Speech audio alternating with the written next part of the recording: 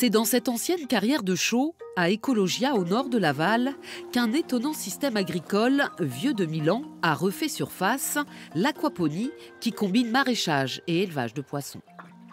Ici, on a des poissons. Les rejets des poissons sont filtrés par les plantes grâce aux bactéries.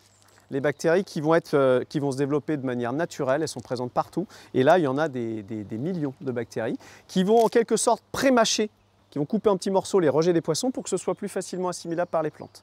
Les plantes vont aspirer tout ça. L'eau va être de plus en plus filtrée et va retourner au même endroit, au bac à poissons, va être complètement pure.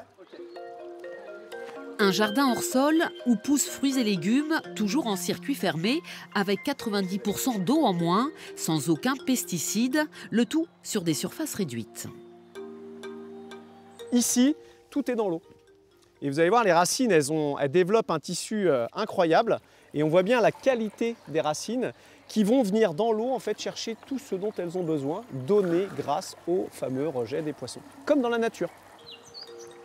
Produire du végétal et de l'animal dans un même écosystème vertueux et durable, une technique à part entière aujourd'hui enseignée sur le site d'Ecologia, le seul centre de formation agréé en France qui prépare aux nouveaux métiers de techniciens et opérateurs en aquaponie.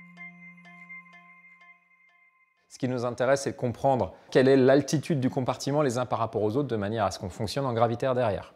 Sur la schématisation qu'on fait ici, en fait, les niveaux d'eau sont importants et c'est vraiment les niveaux d'eau qui nous intéressent à l'intérieur des compartiments. C'est une succession de plein de métiers. On est à la fois pisciculteur, on est hydroculteur, maraîcher sur de l'eau, on est chimiste, on est hydraulicien, on est aussi porteur de projet, donc il va falloir avoir tous les aspects économiques, business. Donc en fait, il y a beaucoup de choses à maîtriser. Bien! Bah oui, ça pousse, tu vas voir le plant de tomate. Stéphanie et Cyril, tous deux fraîchement diplômés, sont en cours d'installation dans le Maine-et-Loire.